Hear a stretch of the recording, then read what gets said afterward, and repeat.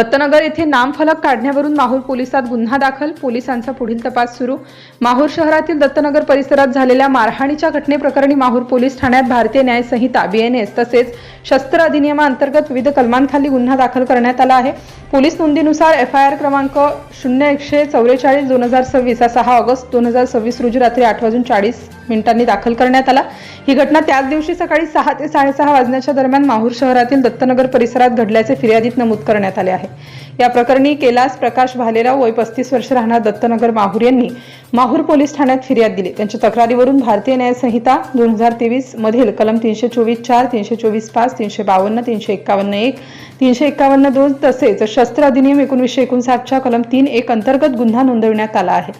सदर गुन्ह्याची नोंद माहूर पोलीस ठाण्यात करण्यात आली असून या प्रकरणाचा पुढील तपास पोलीस निरीक्षकांच्या मार्गदर्शनाखाली सुरू आहे।